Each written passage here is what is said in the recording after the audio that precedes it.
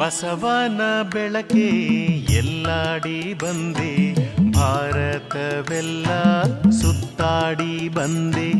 ಬಸವನ ಬೆಳಕೆ ಎಲ್ಲಾಡಿ ಬಂದೆ, ಭಾರತವೆಲ್ಲ ಸುತ್ತಾಡಿ ಬಂದೆ.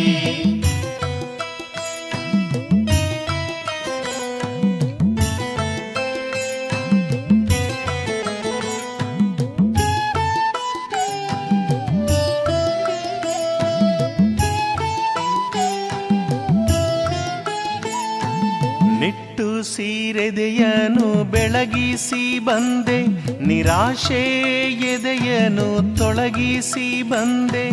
ಹೆಣ್ಣಿನ ಕಂಬನಿ ಬತ್ತಿಸ ಬಂದೆ, ಆಶಾ ಜ್ಯೋತಿಯ ಹೊತ್ತಿಸ ಬಂದೆ. ದೀನರ ಬಾಳನು ಮುಸುಕಿದ ಕಾಳವ ಕಬಳಿಸಿ ಬಂದೆ, ಧವಳಿಸಿ ಬಂದೆ. ಬಸವನ ಬೆಳಕೆ ಎಲ್ಲಾಡಿ ಬಂದೆ, ಕನ್ನಡ ವನದಲ್ಲಿ ಕುಣಿದಾಡಿ ಬಂದೆ. ಓಂ ಶ್ರೀ ಗುರುಬಸವಲಿಂಗಾಯ ನಮಃ. ಎನಗೆ ನಿಮ್ಮ ನೆನಹಾದಾಗ ಉದಯ, ಎನಗೆ ನಿಮ್ಮ ಮರಹಾದಾಗ ಅಸ್ತಮಾನ. ಎನಗೆ ನಿಮ್ಮ ನೆನಹವೇ ಜೀವನ, ಎನಗೆ ನಿಮ್ಮ ನೆನಹವೇ ಪ್ರಾಣ ಕಾಣಬಲ್ಲ. ಸ್ವಾಮಿ, ಎನ್ನ ಹೃದಯದಲ್ಲಿ ನಿಮ್ಮ ಚರಣ ದುಂಡಿಗೆಯ ಮುತ್ತಯ್ಯ, ವದನದಲ್ಲಿ ಷಡಕ್ಷರಿಯ ಬರೆಯಯ್ಯ ಕೂಡಲ ಸಂಗಮ ದೇವ.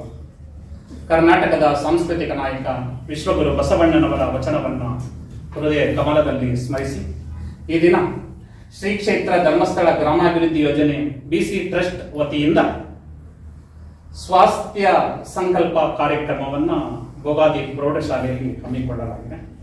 ಈ ಒಂದು ಕಾರ್ಯಕ್ರಮದಲ್ಲಿ ಉಪಸ್ಥಿತರಿರುವಂತಹ ಎಲ್ಲ ಶಿಕ್ಷಕ ವರ್ಗದವರಿಗೆ ಮತ್ತು ಧರ್ಮಸ್ಥಳ ಗ್ರಾಮಾಭಿವೃದ್ಧಿ ಯೋಜನೆ ಎಲ್ಲ ಪದಾಧಿಕಾರಿಗಳಿಗೆ, ನೆಚ್ಚಿನ ಎಲ್ಲ ವಿದ್ಯಾರ್ಥಿಗಳಿಗೆ ಶರಣಾರ್ಥಿಗಳು.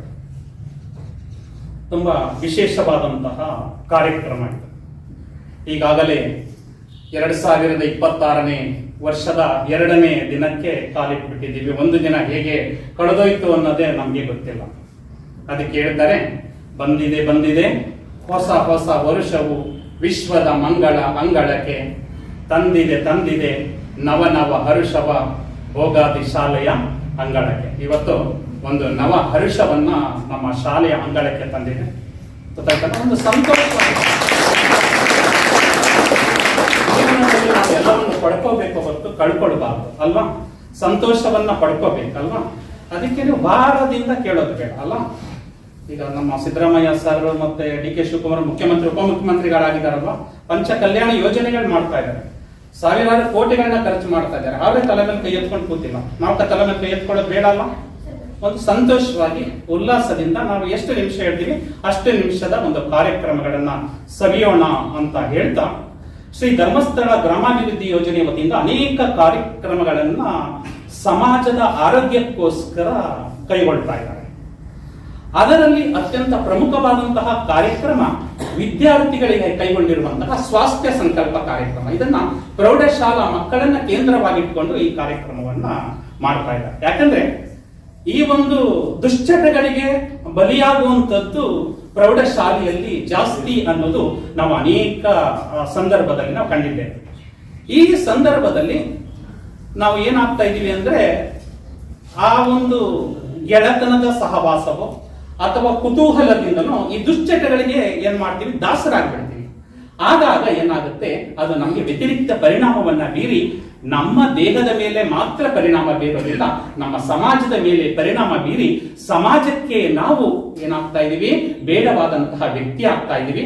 ಸಮಾಜಕ್ಕೆ ಬೇಡವಾದ ವ್ಯಕ್ತಿ ಆಗಬಾರ್ದು, ನಾವು ಸಮಾಜಕ್ಕೆ ಬೇಕಾದಂತಹ ವ್ಯಕ್ತಿಯಾಗಬೇಕು ಅನ್ನೋ ಒಂದು ಸದುದ್ದೇಶದಿಂದ ನಮ್ಮ ಧರ್ಮಸ್ಥಳ ಗ್ರಾಮಾಭಿವೃದ್ಧಿ ಯೋಜನೆಯವರು ಈ ಒಂದು ಸ್ವಾಸ್ಥ್ಯ ಸಂಕಲ್ಪ ಅನ್ನೋ ಒಂದು ವಿಶೇಷವಾದಂತಹ ವಿನೂತನವಾದಂತಹ ಕಾರ್ಯಕ್ರಮ ಹಾಕೊಂಡಿದ್ದಾರೆ.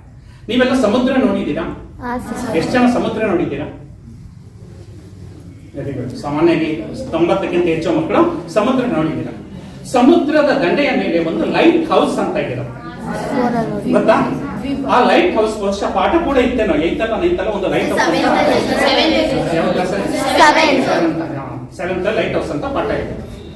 ಆ ಲೈಟ್ ಹೌಸ್ ಅನ್ನೋದು ಹೇಗಿರುತ್ತೆ ಅಂದ್ರೆ ರಾತ್ರಿ ಸಮಯದಲ್ಲಿ ಅದು ಉಪಯೋಗ ಅಲ್ಲ. ಈ ಸಮುದ್ರದಲ್ಲಿ ಹಡಗುಗಳು ಏನಾಗ್ತಾ ಇರ್ತವೆ, ಸಂಚರಿಸ್ತಾ ಇರ್ತವೆ. ಸಮುದ್ರ ಅಂದಾಗ ಅಲೆಗಳ ಏರಿಳಿತ ಹೆಚ್ಚಾಗುತ್ತೆ. ಒಂದ್ಸಲ ಅಲೆಗಳ ಏರಿಳಿತಗಳಿಗೆ ಏನಾಗುತ್ತೆ, ಹಡಗು ಏನಾಗುತ್ತೆ, ದಿಕ್ಕಾಪಾಲಾಗಿ ತನ್ನ ಮಾರ್ಗವನ್ನ ಏನ್ ಮಾಡುತ್ತೆ, ಬದಲಾಯಿಸಿ ಬಿಡುತ್ತೆ. ಬದಲಾಯಿಸಿದಾಗ ಎಲ್ಲಿಗೋ ಬರಬೇಕಾದಂತಹ ಹಡಗು ಮತ್ತೊಂದು ಕಡೆಗೆ ಹೋಗ್ತಾ ಇರುತ್ತೆ. ಆಗ ಅದು ತನ್ನ ನಿಗದಿತ ಮಾರ್ಗವನ್ನ ತಲುಪಬೇಕಾದ್ರೆ ಅದಕ್ಕೆ ಏನ್ ಮಾಡಿರ್ತಾರೆ, ಅಲ್ಲಿ ಸಮುದ್ರದ ದಂಡೆಯ ಮೇಲೆ ಒಂದು ಲೈಟ್ ಹೌಸ್ ಅನ್ನ ಹಾಕಿರ್ತಾರೆ. ಲೈಟ್ ಏನಾಗ್ತಾ ಇರುತ್ತೆ, ರಾತ್ರಿ ಟೈಮಲ್ಲಿ ಬೆಳಗ್ತಾ ಇರುತ್ತೆ. ಆಗ ಆ ಹಡಗನವರು ಆ ಲೈಟ್ ಹೌಸ್ ಎಲ್ಲಿದೆ ಅಂತ ನೋಡ್ತಾರೆ. ಅದನ್ನ ನೋಡಿ ಆ ಮಾರ್ಗದ ಮುಖಾಂತರ ಆ ಲೈಟ್ ಹೌಸ್ ಅನ್ನ ಹಿಡ್ಕೊಂಡು ಏನ್ ಮಾಡ್ತಾರೆ, ಬಂದು ನಿಗದಿತ ಗುರಿಯನ್ನ ತಲುಪ್ತಾರೆ.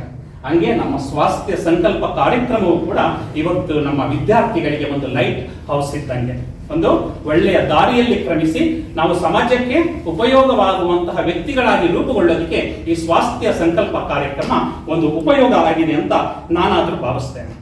ವಿಶ್ವ ಆರೋಗ್ಯ ಸಂಸ್ಥೆ ಇದೆ, ಕೇಳಿದ್ದೀರಾ? ವಿಶ್ವ ಆರೋಗ್ಯ ಸಂಸ್ಥೆ WHO, ವರ್ಲ್ಡ್ ಹೆಲ್ತ್ ಆರ್ಗನೈಸೇಷನ್ ಅಂತ ಕೇಳಿದ್ದೀರಾ? ಅದು 1948 ಏಪ್ರಿಲ್ 7ರಂದು ಆರೋಗ್ಯ ಸಂಸ್ಥೆ ಸ್ಥಾಪನೆ ಆಗುತ್ತೆ. ಅದರ ಉದ್ದೇಶ ವಿಶ್ವದಲ್ಲಿರುವಂತಹ, ಕೇವಲ ನಮ್ಮ ಭೋಗಾದಿ ಶಾಲೆ ಅಲ್ಲ, ಮೈಸೂರು ಜಿಲ್ಲೆ ಅಲ್ಲ, ಕರ್ನಾಟಕ ರಾಜ್ಯ ಅಲ್ಲ, ಭಾರತ ದೇಶ ಅಲ್ಲ, ಏಷ್ಯಾ ಖಂಡ ಅಲ್ಲ, ಇಡೀ ವಿಶ್ವ ಎಷ್ಟು ದೇಶಗಳಿದೆ ಅಷ್ಟು ದೇಶಗಳ ಜನರ ಆರೋಗ್ಯವನ್ನ ಅದು ಬಯಸುತ್ತೆ. ವಿಶ್ವದಲ್ಲಿರುವಂತಹ ಎಲ್ಲರೂ ಕೂಡ ಆರೋಗ್ಯದಿಂದ ಇರಬೇಕು ಅಂತ. ಆ ವಿಶ್ವ ಆರೋಗ್ಯ ಸಂಸ್ಥೆಯ ಧ್ಯೇಯ ವಾಕ್ಯ ಏನು ಅಂದ್ರೆ, ಒಬ್ಬ ವ್ಯಕ್ತಿ ದೈಹಿಕವಾಗಿ ಆರೋಗ್ಯವಾಗಿರಬೇಕು, ಮತ್ತೆ ಮಾನಸಿಕವಾಗಿ ಆರೋಗ್ಯವಾಗಿರಬೇಕು, ಮತ್ತೆ ಸಾಮಾಜಿಕವಾಗಿ ಆರೋಗ್ಯವಾಗಿರಬೇಕು ಅನ್ನೋದು ಆ ವಿಶ್ವ ಆರೋಗ್ಯ ಸಂಸ್ಥೆ ಧ್ಯೇಯ ವಾಕ್ಯ. ಬಹುಶಃ ಆ ವಿಶ್ವ ಆರೋಗ್ಯ ಸಂಸ್ಥೆ ಧ್ಯೇಯ ವಾಕ್ಯವನ್ನೇ ಸಾಕಾರಗೊಳಿಸುವ ನಿಟ್ಟಿನಲ್ಲೇ ನಮ್ಮ ಶ್ರೀ ಧರ್ಮಸ್ಥಳ ಗ್ರಾಮಾಭಿವೃದ್ಧಿ ಯೋಜನೆಯವರು ಈ ಸ್ವಾಸ್ಥ್ಯ ಸಂಕಲ್ಪ ಕಾರ್ಯಕ್ರಮವನ್ನ ಹಮ್ಮಿಕೊಂಡಿದ್ದಾರೆ ಅಂತ ನಾನಾದ್ರೂ ಭಾವಿಸ್ತೇನೆ. ಇದು ಯಾವಾಗ ವಿಶ್ವ ಆರೋಗ್ಯ ಸಂಸ್ಥೆ ಸ್ಥಾಪನೆಯಾದದ್ದು? 1948 ಏಪ್ರಿಲ್ 7. ಬೇಕಾಗುತ್ತೆ ಇದು ನಿಮ್ಗೆ, ಮುಂದೆ ಒಂದೊಂದು ವರ್ಡ್ ಪ್ರಶ್ನೆಗಳ ಕೇಳ್ತಾರೆ ನಿಮ್ಗೆ ಮುಂದೆ, ಗೊತ್ತಾಯ್ತಲ್ಲ? ನೀವೆಲ್ಲ ಶಿಕ್ಷಕರಾಗಬೇಕಾದ್ರೂ ಅಥವಾ ಯಾವುದೋ ಒಂದು ಹುದ್ದೆಗೆ ಹೋಗ್ಬೇಕಾದ್ರು ವಿಶ್ವ ಆರೋಗ್ಯ ಸಂಸ್ಥೆ ಯಾವಾಗ ಸ್ಥಾಪನೆ ಆಯ್ತು ಅಂತ 1948 ಏಪ್ರಿಲ್ 7 ನೆನ್ಪಿಟ್ಕೋಬೇಕು ಇದನ್ನ. ವಿಶ್ವ ಆರೋಗ್ಯ ಸಂಸ್ಥೆ ಸ್ಥಾಪನೆ ಆದದ್ದು 20ನೇ ಶತಮಾನ. ಆದ್ರೆ 12ನೇ ಶತಮಾನದಲ್ಲಿಯೇ ಈ ವಿಶ್ವ ಆರೋಗ್ಯ ಸಂಸ್ಥೆ ಧ್ಯೇಯ ವಾಕ್ಯವನ್ನು ಮೀರಿಸುವಂತ ಒಂದು ವಚನ ಇದೆ. ಯಾರು ಆ ವಚನವನ್ನ ರಚನೆ ಮಾಡಿರೋರು ಅಂದ್ರೆ ಕನ್ನಡದ ಮೊಟ್ಟ ಮೊದಲ ಕವಯಿತ್ರಿ. ಯಾರು ಕನ್ನಡದ ಮೊಟ್ಟ ಮೊದಲ ಕವಯಿತ್ರಿ? ಯಾರು? ಎಸ್, ವೆರಿ ಗುಡ್, ಚಪ್ಪಾಳೆ ಹೊಡಿರಿ ಅವರು. ಕನ್ನಡದ ಮೊಟ್ಟ ಮೊದಲ ಕವಯಿತ್ರಿ ಯಾರು? ಅಕ್ಕ ಮಹಾದೇವಿ. ಅವರು ಒಂದು ವಚನ ಹೇಳ್ತಾರೆ. ಏನು ವಚನ ಅಂದ್ರೆ, ನಡೆ ಶುಚಿ, ನುಡಿ ಶುಚಿ, ತನು ಶುಚಿ, ಮನಶುಚಿ, ಭಾವ ಶುಚಿ, ಇಂತಿ ಪಂಚ ತೀರ್ಥಗಳನ್ನೊಳಕೊಂಡು ಮರ್ತ್ಯದಲ್ಲಿ ನಿಂದ ನಿಮ್ಮ ಶರಣರ ತೋರಿ ಎನ್ನ ನುಡಿಯಿಕೊಳ್ಳ ಚೆನ್ನಮಲ್ಲಿಕಾರ್ಜುನ ಅಂತ ಹೇಳ್ತಾರೆ. ನಡೆ ನುಡಿ ಶುಚಿಯಾಗಿರಬೇಕು ಅಂತ. ನಡೆ ಮತ್ತು ನುಡಿ ಎರಡು ಶುಚಿಯಾಗಿದ್ರೆ ನಾನು ಹೇಗೆ ನಡಿಬೇಕೋ ಹಾಗೆ ನಡೆಯಂಗೆ ನಮ್ಮ ನುಡಿನೂ ಇರಬೇಕು ಅಂತ. ಆಗ ಸಾಮಾಜಿಕ ಆರೋಗ್ಯವಂತಾಗುತ್ತೆ. ಇನ್ನು ತನು ಶುಚಿ, ತನು ಅಂದ್ರೆ ದೇಹ, ದೇಹ ಆರೋಗ್ಯವಾಗಿರಬೇಕು ಅಂತ. ಇನ್ನು ಮನಶುಚಿ, ಮನ ಅಂದ್ರೆ ಮನಸ್ಸು ಆರೋಗ್ಯವಾಗಿರಬೇಕು ಅಂತ. ಇನ್ನೊಂದು ಭಾವ ಶುಚಿ ಅಂದ್ರೆ, ಭಾವ ಅಂದ್ರೆ ಭಾವನೆಗಳು ಆರೋಗ್ಯವಾಗಿರಬೇಕು ಅಂದ್ರೆ. ಆರೋಗ್ಯ ಸಂಸ್ಥೆ ಏನ್ ಹೇಳುತ್ತೆ? ಸಮಾಜ ಆರೋಗ್ಯವಾಗಿರಬೇಕು, ದೈಹಿಕವಾಗಿ ಆರೋಗ್ಯವಾಗಿರಬೇಕು, ಸಾಮಾಜಿಕವಾಗಿ ಆರೋಗ್ಯವಾಗಿರಬೇಕು ಅಂತ ಹೇಳ್ತಾರೆ. ಆದ್ರೆ ಅಕ್ಕ 12ನೇ ಶತಮಾನದಲ್ಲಿ ಇನ್ನೂ ಒಂದು ಹೆಜ್ಜೆ ಮುಂದೆ ಹೋಗಿ ಯಾವುದು ಶುಚಿಯಾಗಿರ್ಬೇಕು ಅಂತ ಹೇಳ್ತಾರೆ? ಭಾವನೆಗಳು ಕೂಡ ಶುಚಿಯಾಗಿರ್ಬೇಕು ಅಂತಾರೆ. ಅಂದ್ರೆ ವಿಶ್ವ ಆರೋಗ್ಯ ಸಂಸ್ಥೆ ಧ್ಯೇಯ ವಾಕ್ಯವನ್ನ ಮೀರಿಸುವಂತಹ ಒಂದು ಆರೋಗ್ಯದ ಪರಿಪೂರ್ಣ ಕಲ್ಪನೆಯನ್ನು ಕೊಟ್ಟವರೇ ನಮ್ಮ ಕನ್ನಡದ ಮೊಟ್ಟ ಮೊದಲ ಕವಯತ್ರಿಯವರಂತಹ ಜಗನ್ಮಾತೆ ಅಕ್ಕ ಮಹಾದೇವಿಯವರು. ಇವತ್ತು ಸ್ವಾಸ್ಥ್ಯ ಸಂಕಲ್ಪ ಕಾರ್ಯಕ್ರಮವನ್ನು ಇಲ್ಲಿ ಹಮ್ಮಿಕೊಂಡಿದ್ದಾರೆ ಅಲ್ವಾ? ನಾನು ಹೆಚ್ಚು ವಿವರವಾಗಿ ಹೇಳೋಕ್ಕಾಗೋದಿಲ್ಲ, ನಾನು ಕೊಟ್ಟಿರುವಂತಹ ಸಮಯದಲ್ಲೇ ಅದನ್ನು ಮುಗಿಸೋದಕ್ಕೆ ಇಷ್ಟಪಡ್ತೇನೆ. ಸ್ವಾಸ್ಥ್ಯ ಅಂದ್ರೆ ಏನು? ಸ್ವಾಸ್ಥ್ಯ, ಸ್ವಾಸ್ಥ್ಯ ಸಂಕಲ್ಪ ಏನು? ಸ್ವಾಸ್ಥ್ಯ ಅಂದ್ರೆ ಸ್ವಲ್ಪ, ಸ್ವಾಸ್ಥ್ಯ ಅಂದ್ರೆ ಸರಳವಾಗಿ ಹೇಳ್ಬೇಕು ಅಂದ್ರೆ ಆರೋಗ್ಯ ಅಲ್ವಾ? ಪದ ಭಿನ್ನವಾಗಿದೆ, ಆದ್ರೆ ಸ್ವಾಸ್ಥ್ಯ ಅಂದ್ರೆ ಏನು? ಆರೋಗ್ಯ. ಆರೋಗ್ಯವಾಗಿರ್ಬೇಕು ಅಂತ ನಾವು ಸಂಕಲ್ಪವನ್ನು ಮಾಡಬೇಕು. ನಾವು ಗೊತ್ತಾಯ್ತಲ್ಲ? ಈ ಆರೋಗ್ಯ ಅಂದ್ರೆ ಕೇವಲ ರೋಗ ಬರದಂತೆ ನಮ್ಮ ದೇಹವನ್ನು ತಡೆಗಟ್ಟೋದು ಮಾತ್ರ ಅಲ್ಲ. ಆರೋಗ್ಯ ಅಂದ್ರೆ ದೇಹಕ್ಕೆ ರೋಗ ಬರದಂತೆ ತಡೆಗಟ್ಟೋದಲ್ಲ, ಮನಸ್ಸು ಕೂಡ ಆರೋಗ್ಯದಿಂದ ಇರಬೇಕು. ನಾನು ಇವತ್ತು ನನ್ನ ಮನಸ್ಸು ಸರಿ ಇಲ್ಲ ಅಂತಿರಲ್ಲ, ಗೊತ್ತಾ? ಕೆಲಸ ಅಲ್ವಾ? ಇವತ್ತು ಯಾಕೋ ಮನಸ್ಸೇ ಸರಿ ಇಲ್ಲ ಕಣೋ, ಪಾಠ ಕೇಳೋ ಮೂಡೇ ಇಲ್ಲ ಅಂತ, ಹೌದಾ? ಆ ಸಂದರ್ಭ ಅದು ಕೂಡ ನಿಮ್ದು ಆರೋಗ್ಯ ಸರಿ ಇಲ್ಲ ಅಂತ. ಭಾವನೆಗಳು ಸರಿ ಇಲ್ಲ, ಯಾಕೋ ನನ್ನ ಭಾವನೆಗಳೇ ಸರಿ ಇಲ್ಲ ಅಂತ ಹೇಳ್ತಾರೆ, ಅದು ಕೂಡ ಆರೋಗ್ಯಕ್ಕೆ ಸಂಬಂಧಪಟ್ಟದ್ದು. ಅಂದ್ರೆ ಆರೋಗ್ಯ ಅಂದ್ರೆ ಸ್ವಾಸ್ಥ್ಯ ಅಂದ್ರೆ ದೈಹಿಕವಾಗಿ ಆರೋಗ್ಯವಾಗಿರಬೇಕು, ಮತ್ತೆ ಮಾನಸಿಕವಾಗಿ ಆರೋಗ್ಯವಾಗಿರಬೇಕು, ಭಾವನಾತ್ಮಕವಾಗಿ ಆರೋಗ್ಯವಾಗಿರಬೇಕು. ಆ ಮೂರು ಕೂಡ ಆರೋಗ್ಯವಾಗಿದ್ದಾಗ ಮತ್ತು ಸಾಮಾಜಿಕವಾಗಿ ಆರೋಗ್ಯವಿದ್ದಾಗ ಅದನ್ನ ಸಂಪೂರ್ಣ ವಾಕ್ಯ ಏನ್ ಹೇಳ್ತೀವಿ, ಸ್ವಾಸ್ಥ್ಯ ಅಂತ ಕರಿತೀವಿ. ಆ ಸ್ವಾಸ್ಥ್ಯ ಸಂಕಲ್ಪವನ್ನ ಮಾಡಬೇಕು. ಏನು ಅಂತ, ನಾನು ದೇಹವನ್ನ ಶುದ್ಧವಾಗಿಟ್ಕೊತೀನಿ, ಮತ್ತೆ ಮನಸ್ಸನ್ನ ಶುದ್ಧವಾಗಿಟ್ಕೊಳ್ತೀನಿ, ನನ್ನ ಭಾವನೆಯನ್ನ ಶುದ್ಧವಾಗಿಟ್ಕೊಳ್ತೀನಿ. ಈಗ ಪ್ರೌಢಶಾಲೆಯ ಮಕ್ಕಳು, ಈಗ ನೀವು ಪ್ರೌಢರು ಅಲ್ಲ, ಈ ಸಂದರ್ಭದಲ್ಲಿ ಏನಾಗುತ್ತೆ, ಕೆಲವು ಸಂದರ್ಭದಲ್ಲಿ ದುಶ್ಚಟಗಳಿಗೆ ಗುರಿಯಾಗುವಂತ ಸಂದರ್ಭ ಇರುತ್ತೆ. ಈಗ ಉದಾಹರಣೆಗೆ ಯಾವುದೋ ಒಂದು ಕುತೂಹಲ, ಗೆಳೆಯರು, ನೀವೆಲ್ಲ ಒಳ್ಳೆ ಹುಡುಗರು, ನಮ್ಮ ಹೋಗೋದಿರುವಂತವ್ರು ಎಲ್ಲ ಒಳ್ಳೆ ಹುಡುಗರು. ಹೊರಗಡೆ ನೀವು ಹೋದಾಗ, ಆಟ ಆಡೋದಿಕ್ಕೆ ಹೋದಾಗ ಏನು ದುಶ್ಚಟ ಯಾವುದರಿಂದ ಪ್ರಾರಂಭ ಆಗುತ್ತೆ, ಒಂದು ಬೀಡಿಯಿಂದ ಪ್ರಾರಂಭ ಆಗುತ್ತೆ ಅಲ್ಲ. ಸುಮ್ಮನೆ ಒಂದು ನೋಡೋಣ, ಬೀಡಿ ಸೇರ್ತಾ ಇರ್ತಾರೆ, ಯಾವ ರುಚಿ ಹೇಗಿರುತ್ತೆ ಅಂತ ಕುತೂಹಲದಿಂದ ನೋಡಕ್ ಹೋಗಿ ದುಶ್ಚಟ ಪ್ರಾರಂಭ ಆಗುತ್ತೆ. ಬೀಡಿ ಹೋಗಿ ನಂತರ ಏನಾಗುತ್ತೆ, ಸಿಗರೇಟ್ ಬರುತ್ತೆ.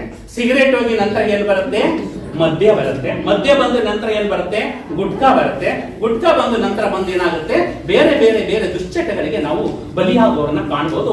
ಅದರಲ್ಲೂ ಬೆಂಗಳೂರು ನಗರದಲ್ಲೇ ಮೊನ್ನೆ ಪತ್ರಿಕೆಯಲ್ಲಿ ಓದೋ 100 ವಿದ್ಯಾರ್ಥಿಗಳು ಪ್ರತಿಷ್ಠಿತ ವಿದ್ಯಾಸಂಸ್ಥೆಯಲ್ಲೇ ದುಶ್ಚಟಗಳಿಗೆ ದಾಸರಾಗಿ ಒಂದು ರೋಡಿನಲ್ಲಿ ಅವರು ದುಶ್ಚಟಗಳನ್ನ ಸೇವಿಸ್ತಾ ಇರೋದನ್ನ ಪತ್ರಿಕೆಗಳೆಲ್ಲ ನೋಡಿದ್ದೇವೆ. ಆದ್ರೆ ನಮ್ಮ ಗ್ರಾಮೀಣ ಮಕ್ಕಳಲ್ಲಿ ಅಂತಹ ಒಂದು ದುಶ್ಚಟಗಳಿಗೆ ಒಳಗಾಗಿರೋಂಥವ್ರು ಯಾರು ಇಲ್ಲ.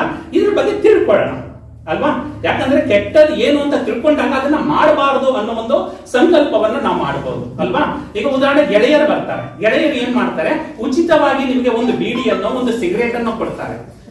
ಒಂದು ದಿನ ಸೇರ್ತೀರಾ, ನಂತರ 2ನೇ ದಿನ ಅವನೇ ಕೊಡ್ತಾನೆ, 3ನೇ ದಿನ ಯಾರು ಕೊಡ್ಬೇಕಾಗುತ್ತೆ, ನೀವು ಕೊಡಬೇಕಾಗತ್ತೆ. ಆಗ ದುಡ್ಡು ಹಣ ಇರುತ್ತಾ, ನಿಮ್ಮ ಹತ್ರ ಇಲ್ಲ, ನೀವೆಲ್ಲ ದುಡಿತಾ ಇಲ್ಲ. ನೀವೆಲ್ಲ ಯಾರ ಮೇಲೆ ಅವಲಂಬಿತರಾಗಿದ್ದೀರಾ, ನಿಮ್ಮ ತಂದೆ ತಾಯಿಗಳ ಮೇಲೆ ಅವಲಂಬಿತರಾಗಿದ್ದೀರಾ. ನಿಮ್ಮ ತಂದೆ ದುಡ್ಕೊಂಡು ಬರ್ತಾ ಇರ್ತಾರೆ, ನಿಮ್ಮ ತಂದೆನ ಸುಮ್ಮನೆ ಶಾಲೆಗೆ ಆ ಫೀಸ್ ಕಟ್ಟಬೇಕು, ಈ ಫೀಸ್ ಕಟ್ಟಬೇಕು ಅಂತ ದುಡ್ಡು ಇಸ್ಕೊಂಡು ಬಂದು ಏನ್ ಮಾಡ್ತಾರೆ, ದುಶ್ಚಟಕ್ಕೆ ಹೋಗ್ತೀರಾ. ಕೊನೆಗೆ ಗೊತ್ತಾಗುತ್ತೆ, ನಿಮ್ಮ ತಂದೆಗೆ ಗೊತ್ತಾಗಷ್ಟು ಏನಾಗಿರುತ್ತೆ, ಆ ದುಶ್ಚಟಗಳು ಮಿತಿ ಮೀರಿಬಿಟ್ಟಿರುತ್ತೆ.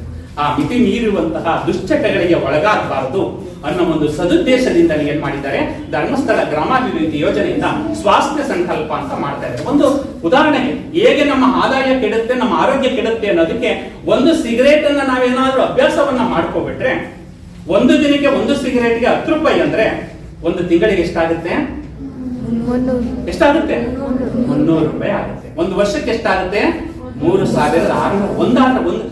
ಅದು ದುಶ್ಚಟಕ್ಕೆ ಬಿದ್ರೆ ಒಂದು ಸೇರೋದಿಲ್ಲ, ಒಂದೋಗಿ 2 ಆಗುತ್ತೆ, 2 ಹೋಗಿ 3 ಆಗುತ್ತೆ, 3 ಹೋಗಿ 4 ಆಗುತ್ತೆ. ಹೀಗಾಗಿ ಏನಾಗುತ್ತೆ, ಇಡೀ ನಮ್ಮ ಆರೋಗ್ಯವನ್ನೇ ಕೆಡಿಸುತ್ತೆ. ಅಂತಹ ದುಶ್ಚಟಗಳಿಗೆ ಒಳಗಾಗಬಾರದು ಅಂತ ಈ ಒಂದು ಸ್ವಾಸ್ಥ್ಯ ಸಂಕಲ್ಪ ಕಾರ್ಯಕ್ರಮವನ್ನ ಹಮ್ಮಿಕೊಂಡಿದ್ದಾರೆ. ಅದಕ್ಕೆ ನಮ್ಮ ಮೇಡಮ್ ಹೇಳಿದ್ರೆ, ಅದು ಅಲ್ಲಮ್ಮ ಪ್ರಭುವುದು ಒಂದು ವಚನ ಇದೆ ಅಂತ ಹೇಳುತ್ತಿದ್ದಾರಲ್ಲ, ಆ ಅಲ್ಲಮ್ಮ ಪ್ರಭುಗಳವರೇ ಒಂದು ಅದ್ಭುತವಾದ ಒಂದು ವಚನವನ್ನ ಕೊಡ್ತಾರೆ. ಆ ವಚನ ಯಾವುದು ಎಂದರೆ, ಕಾಲುಗಳೆಂಬುವು ಗಾಲಿ ಕಂಡಯ್ಯ, ಕಾಲುಗಳೆಂಬುವು ಗಾಲಿ ಕಂಡಯ್ಯ, ದೇಹವೆಂಬುದು ತುಂಬಿದ ಬಂಡಿ ಕಂಡಯ್ಯ, ಬಂಡಿಯ ಒಡೆವ ರೈವರು ಮಾನಿಸರು, ಒಬ್ಬರಿಗೊಬ್ಬರು ಸಮವಿಲ್ಲಯ್ಯ, ಅದರಿಚ್ಛೆಯ ನರಿದು ಒಡೆಯದಿರ್ದಡೆ ಅದರಚ್ಚು ಮುರಿಯಿತು ಗುಗೇಶ್ವರ ಅಂತ ಹೇಳ್ತಾರೆ. ಅಂತ ಅದ್ಭುತವಾದ ವಚನ ಅಂದ್ರೆ, ಕಾಲುಗಳೆರಡು ಗಾಲಿ ಕಂಡಯ್ಯ. ಕಾಲುಗಳು ನಮ್ಮ ಕಾಲು, ಗಾಲಿ ಅಂದ್ರೆ ಚಕ್ರ, ನಮ್ಮ ಕಾಲುಗಳನ್ನ ಚಕ್ರಕ್ಕೆ ಹೋಲಿಸ್ತಾರೆ. ದೇಹವೆಂಬುದು, ನಮ್ಮ ದೇಹ ಇದೆಯಲ್ಲ, ಈ ದೇಹವೆಂಬುದು ತುಂಬಿದ ಬಂಡಿ ಅಂದ್ರೆ ಸರಕನ್ನು ಸಾಗಿಸುವಂತಹ ವಾಹನ. ಮತ್ತೆ ಬಂಡಿಯ ಒಡೆವ ರೈವರು ಮಾನಿಸರು, ಈ ದೇಹವನ್ನು ಒಡೆಯುವಂತ ಯಾರು ಅಂದ್ರೆ 5 ಮಾನಿಸರು. 5 ಮಾನಿಸರು ಅಂದ್ರೆ ಪಂಚೇಂದ್ರಿಯಗಳು. ಯಾವ್ಯಾವುದು ಪಂಚೇಂದ್ರಿಯಗಳು?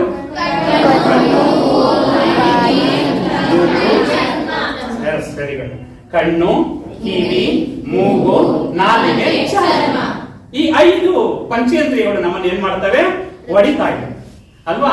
ಅದರ ಇಚ್ಛೆಯ ನರಿದು ಒಡೆಯದಿರ್ತಾರೆ. ಅದು ಅದರ ಇಚ್ಛೆಯನ್ನ ಅರಿತು ಒಳ್ಳೆಯ ಸದುದ್ದೇಶಕ್ಕೆ ನಾವು ಇವನ್ನ ಬಳಸ್ಕೊಂಡ್ರೆ ಪರವಾಗಿಲ್ಲ.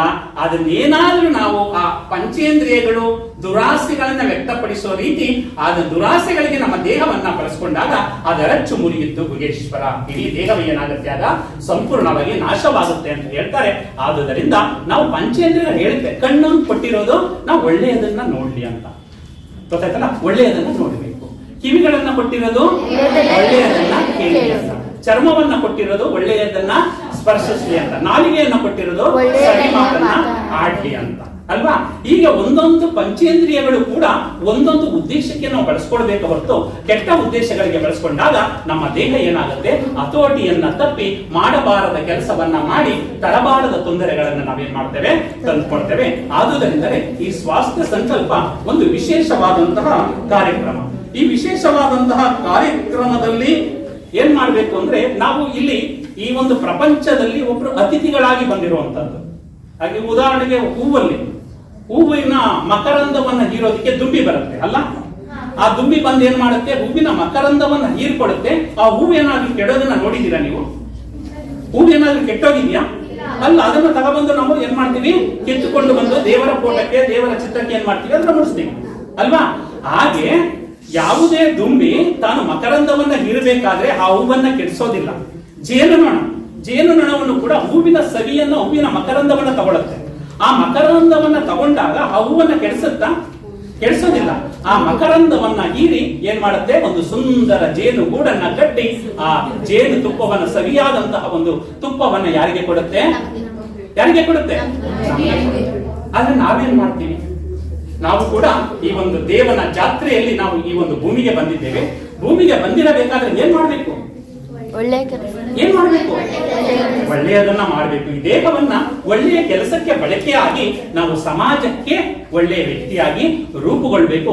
ಆ ಒಂದು ಉದ್ದೇಶದಿಂದಲೇ ಈ ಒಂದು ಸ್ವಾಸ್ಥ್ಯ ಸಂಕಲ್ಪ ಕಾರ್ಯಕ್ರಮದ ಮೂಲಕ ನಿಮಗೆ ಜಾಗೃತಿಯನ್ನು ಉಂಟು ಮಾಡೋದಕ್ಕೆ ನಮ್ಮ ಧರ್ಮಸ್ಥಳದ ಗ್ರಾಮಾಭಿವೃದ್ಧಿ ಯೋಜನೆಯವರು ವಿಶೇಷವಾದಂತಹ ಕಾರ್ಯಕ್ರಮಗಳನ್ನು ಕೈಗೊಂಡಿದ್ದಾರೆ. ಅದಕ್ಕೆ ಕೆಲವು ಕೆಟ್ಟ ಚಟಗಳು ನಮ್ಮನ್ನ ಕರೀತಾರೆ. ಆ ಕರೆಯೋದಕ್ಕೆ ನಾವು ಹೋಗಬಾರದು. ಅದಕ್ಕೆ ಒಂದು ಬಸವಣ್ಣನವರ ಒಂದು ಅತ್ಯುತ್ತಮವಾದಂತಹ ವಚನ ಇದೆ. ಅರ್ಥ ಆಯ್ತಲ್ಲ? ನೀವೆಲ್ಲ SSLC ಮಕ್ಕಳು ಎಷ್ಟು ಜನ ಇದ್ದೀರಾ? ನೀವೆಲ್ಲ 100% ಅಂಕಗಳನ್ನ ಪಡಿಬೇಕು, ಕೈ ಬಿಡಿ, ಅಂಕಗಳನ್ನ ಪಡಿಬೇಕು ಅಂತ ಅಲ್ವಾ? ಕೆಲವರು ತುಂಬಾ ಚೆನ್ನಾಗಿ ಬರೀತಾ ಇರ್ತಾರೆ. ಯಾಕಂದ್ರೆ ನಾನು ಕೂಡ 4 ವರ್ಷದಿಂದ ನಿಮ್ಮ ರೂಮ್ ಸೂಪರ್ವೈಸರ್ ಆಗಿ ಬರ್ತಾ ಇದ್ದೀನಿ ದೀಪ ಶಾಲೆಗೆ ಅಲ್ವಾ? ಅಲ್ಲಿ ನೀವು ಕೆಲವರು ತುಂಬಾ ಚೆನ್ನಾಗಿ ಬರೀತಾ ಇರ್ತಾರೆ, ಕೆಲವು ಸುಮ್ಮನೆ ಕೂತಿರ್ತೀರ. ಯಾಕೆ? ಏನು ಸರ್ ಮತ್ತೆ ಮೇಡಮ್ ಹೇಳ್ಕೊಟ್ಟಿರ್ತಾರೋ ಹೇಳ್ಕೊಟ್ಟಿರೋದನ್ನ ಅಭ್ಯಾಸ ಮಾಡಿರೋದಿಲ್ಲ, ಬಳಕೆ ಮಾಡಿರೋದಿಲ್ಲ. ಅದರಿಂದ ಏನಾಗ್ತೀರಾ, ಪೇಪರ್ ಅನ್ನ ನೋಡ್ಕೊಂಡು ಸುಮ್ಮನೆ ಕೂತಿರ್ತಿರೋ ಹೊತ್ತು ಬರೆಯೋದಿಕ್ಕೆ ಹೋಗೋದಿಲ್ಲ. ಇಲ್ಲಿ ಏನ್ ಪಾಠ ಮಾಡಿರ್ತಾರೆ, ಪಾಠ ಮಾಡಿರೋದನ್ನ ಮನೆಯಲ್ಲಿ ಹೋಗಿ ಏನ್ ಮಾಡ್ಬೇಕಾಗತ್ತೆ, ಅಭ್ಯಾಸ ಮಾಡ್ಬೇಕಾಗತ್ತೆ, ಮತ್ತೆ ಬಳಕೆ ಮಾಡ್ಬೇಕಾಗತ್ತೆ. ಯಾವಾಗ ಅಭ್ಯಾಸ ಮತ್ತು ಬಳಕೆ ಮಾಡ್ತಿರೋ ಅವರು 100ಕ್ಕೆ 90ಕ್ಕಿಂತ ಹೆಚ್ಚು ಅಂಕ ತಗೋತೀರಾ. ಯಾರು ಅಭ್ಯಾಸ ಮಾಡಲ್ಲ, ಬಳಕೆ ಮಾಡಲ್ಲ, 30 ಅಂಕಗಳನ್ನ ತಗೊಳ್ಳೋದಕ್ಕೂ ಕೂಡ ಕಷ್ಟಪಡ್ತಾ ಇರ್ತೀರಾ. ನೋಡಿದ್ದೇವೆ ನಾವು. ಅದಕ್ಕೆ ಈಗ ಉದಾಹರಣೆಗೆ ನೀವು ಒಳ್ಳೆ ಪಾಠವನ್ನ ಮಾಡುವಂತ ಶಿಕ್ಷಕರಿದ್ದಾರೆ. ಪಾಠ ಮಾಡಿದ ನಂತರ ಮನೆಗೆ ಹೋದ್ಮೇಲೆ ಏನ್ ಮಾಡ್ಬೇಕು, ನೀವು ಅದನ್ನ ಅಭ್ಯಾಸವನ್ನ ಮಾಡಬೇಕು. ಆಗ ಮನೆಗೆ ಹೋಗ್ತೀರಾ, ಹೋದಾಗ ಕೆಲವು ಕೆಟ್ಟ ಆಟಗಳಿಗೆ ಅಥವಾ ಕೆಟ್ಟ ಗೆಳೆಯರಿಗೆ ನಿಮ್ಮನ್ನ ಎಳಿತಾರೆ. ಎಳೆದಾಗ ಈ ಒಂದು ವಚನವನ್ನ, ನಾನು ಹೇಳುವಂತಹ ವಚನವನ್ನ ನೀವು ಅಭ್ಯಾಸವನ್ನ ಮಾಡಿ ಮನಸ್ಸಿನಲ್ಲಿ ಇಟ್ಕೊಳ್ಬೇಕು. ನಾನು ಹೇಳ್ಕೊಡ್ತೀನಿ, ಹೇಳ್ತೀರಲ್ಲ? ಅದು ಅರ್ಥ ಆಯ್ತಲ್ಲ? ಅತ್ತಲಿತ್ತ ಹೋಗದಂತೆ ಕೆಳವನ ಮಾಡಯ್ಯ ತಂದೆ, ಸುತ್ತಿ ಸುಳಿದು ನೋಡದಂತೆ ಅಂಧಕನ ಮಾಡಯ್ಯ ತಂದೆ, ಮತ್ತೊಂದ ಕೇಳದಂತೆ ಕಿವುಡನ ಮಾಡಯ್ಯ ತಂದೆ, ನಿಮ್ಮ ಶರಣರ ಪಾದವಲ್ಲದೆ ಅನ್ಯ ವಿಷಯ ಕೆಲಸದಂತೆ ಇರಿಸು ಕೂಡಲ ಸಂಗಮ ದೇವ. ಅರ್ಥ ಆಯ್ತಾ ಈ ವಚನ? ಮನೆಗೆ ಹೋಗಿದ್ದೀರಾ, ಓದಕ್ ಕೂತ್ಕೋತೀರಾ, ಟಿವಿ ಹಾಕ್ಕೊಟ್ಟಿದ್ದಾರೆ ಯಾರು ಅಲ್ಲ, ಅಥವಾ ಏನ್ ಮಾಡಿದ್ದಾರೆ, ಹೊರಗಡೆ ಆಟ ಆಡೋದಕ್ಕೆ ಸೌಂಡ್ ಕೇಳ್ತಾ ಇದೆ, ಆಟ ಆಡಕ್ ಹೋಗ್ತೀರಾ, ಓದ್ತೀರಾ? ಆ ಸಂದರ್ಭದಲ್ಲಿ ಈ ವಚನ ಉಪಯೋಗ ಬರುತ್ತೆ. ಅತ್ತಲಿತ್ತ ಹೋಗದಂತೆ ಕೆಳವನ ಮಾಡಯ್ಯ ತಂದೆ. ನಾನು ಹೊರಗಡೆ ಆಟ ಆಡೋದಕ್ಕೆ ಹೋಗೋದ್ ಬೇಡ, ನಾನು ಓದಿನಲ್ಲಿ ತಲ್ಲೀನಾಗ್ಬೇಕು, ಓದಿನಲ್ಲಿ ಏಕಾಗ್ರತೆ ಬರಬೇಕು. ಏನಾದ್ರೂ ಮಾಡಿ ನಮ್ಮ ಶಿಕ್ಷಕರು ಕೊಟ್ಟಿರುವಂತಹ ಒಂದು ಏನು ಅಧ್ಯಯನವನ್ನ ನಾವು ಮಾಡಬೇಕು, ಅದರಲ್ಲಿ ಏಕಾಗ್ರತೆಯನ್ನ ಮೂಡಿಸುವಂತ ನೀವೇನ್ ಮಾಡ್ಬೇಕಾಗತ್ತೆ, ಕೂತ್ಕೊಳ್ಬೇಕಾಗತ್ತೆ. ಆಗ ನನ್ನನ್ನು ಎಳವನನ್ನಾಗಿ ಮಾಡು, ನಾನು ಎಲ್ಲೂ ಹೋಗದಂತೆ ಕುಂಟನನ್ನಾಗಿ ಮಾಡು. ಗೊತ್ತಾಯ್ತಲ್ಲ? ಸುತ್ತಿ ಸುಳಿದು ನೋಡದಂತೆ ಅಂಧಕನ ಮಾಡಯ್ಯ ತಂದೆ. ಟಿವಿ ನೋಡ್ತಾ ಇದಾರೆ ಎಲ್ಲ, ಆ ಟಿವಿನ ನೋಡ್ಬೇಕಾ? ಅಲ್ಲ, ಈ ಸಂದರ್ಭದಲ್ಲಿ ಬೇಡ, ನೋಡೋ ಟೈಮಲ್ಲಿ ನೋಡೋಣ. ಓದೋದಕ್ಕೆ ತೊಡಗಿದಾಗ ಏನು ಕೂಡ ನಮಗೆ ಕಾಣದಂತೆ, ಕೇವಲ ನನಗೆ ಪುಸ್ತಕದಲ್ಲಿರುವಂತಹ ವಿಷಯ ಮಾತ್ರ ನನ್ನ ಕಣ್ಣಿಗೆ ಕಾಣಬೇಕು ಹೊರತು ಮತ್ತೊಂದು ಕಾಣದಂತೆ ಅಂಧಕನ ಮಾಡಯ್ಯ ತಂದೆ. ಅಂಧಕ ಅಂದ್ರೆ ಏನೋ ಕುರುಡನನ್ನಾಗಿ ಮಾಡು. ಇನ್ನೇನೋ ಒಳ್ಳೊಳ್ಳೆ ಕೆಟ್ಟ ಕೆಟ್ಟ ಶಬ್ದಗಳು, ಬೇರೆ ಬೇರೆ ಶಬ್ದಗಳು ನನಗೆ ಕಿವಿ ಕೇಳ್ತಾ ಇದೆ. ನಾನು ಓದೋದಕ್ಕೆ ತೊಡಗಿದಾಗ ಬೇರೆ ಬೇರೆ ವಿಷಯ ನನ್ನ ಕಿವಿಗೆ ಕೇಳದಂತೆ ಏನನ್ನ ಮಾಡು, ಮಾಡು ಅಂತ ಹೇಳ್ತಾರೆ. ಈ ಅಂಶಗಳನ್ನ ನೀವು ಯಾವಾಗ ಅಳವಡಿಸ್ಕೊತೀರೋ ಆಗ ಏನಾಗ್ತೀರಾ, ನೀವು ಒಳ್ಳೆಯ ವಿದ್ಯಾರ್ಥಿಗಳಾಗಿ ರೂಪುಗೊಳ್ತೀರಾ. ಶಾಲೆಯ ಶಿಕ್ಷಕರ ನೆಚ್ಚಿನ ವಿದ್ಯಾರ್ಥಿಗಳಿಗೆ ಹೊರಹೊಮ್ತೀರಾ. ನಿಮ್ಮ ಮನೆಗೂ ರತ್ನ ಆಗ್ತೀರಾ, ಶಾಲೆಗೂ ರತ್ನ ಆಗ್ತೀರಾ, ಸಮಾಜಕ್ಕೂ ರತ್ನ ಆಗ್ತೀರಾ ಅಲ್ವಾ. ಅಬ್ದುಲ್ ಕಲಾಂ ಗೊತ್ತಲ್ಲ, ಅಬ್ದುಲ್ ಕಲಾಂ ಅವರು ಎಷ್ಟು ಕಷ್ಟ ಪಡ್ತಿದ್ರು ಅಂದ್ರೆ ಪತ್ರವನ್ನ ಅಂದ್ರೆ ನ್ಯೂಸ್ ಪೇಪರ್ ಅನ್ನ ಹಾಕಕ್ ಹೋಗ್ತಾ ಇದ್ರಂತೆ. ನ್ಯೂಸ್ ಪೇಪರ್ ಅನ್ನ ಹಾಕಿ ನಂತರ ಅವರು ವಿದ್ಯಾರ್ಥಿಯಾಗಿ ರೂಪುಗೊಂಡು ತದನಂತರ ಅವರು ಒಳ್ಳೆಯ ಜೀವನವನ್ನ ನಡೆಸಿ ಯಾವ ಹುದ್ದೆಯನ್ನು ಅಲಂಕರಿಸ್ತಾರೆ, ಯಾವ ಹುದ್ದೆ? ರಾಷ್ಟ್ರಪತಿ ಹುದ್ದೆ. ದೇಶದ ಪ್ರಥಮ ಪ್ರಜೆ, ಮೊದಲನೇ ಸ್ಥಾನ ಯಾವುದು? ದೇಶದಲ್ಲಿ ಯಾವ್ದಾದ್ರು ಮೊದಲನೇ ಸ್ಥಾನ ಅಂದ್ರೆ ಯಾವುದು? ರಾಷ್ಟ್ರಪತಿ. ದೇಶದ ಪರಮೋಚ್ಚ ಅಧಿಕಾರವಾದಂತಹ ಒಂದು ರಾಷ್ಟ್ರಪತಿ ಹುದ್ದೆಯನ್ನು ಅಲಂಕರಿಸ್ತಾರೆ. ಅಂದ್ರೆ ಅವ್ರು ಏನಾಗ್ತಾ ಇದ್ರು? ಪತ್ರಿಕೆಯನ್ನ ಹಾಕ್ತಾ ಇದ್ರು. ನೀವೇನಾದ್ರು ಪತ್ರಿಕೆ ಹಾಕೋರು ಇದ್ದೀರಾ? ಇದ್ದೀರಾ? ಪರವಾಗಿಲ್ಲ, ಒಬ್ರು ಇದ್ದೀರಾ ಅಲ್ವಾ?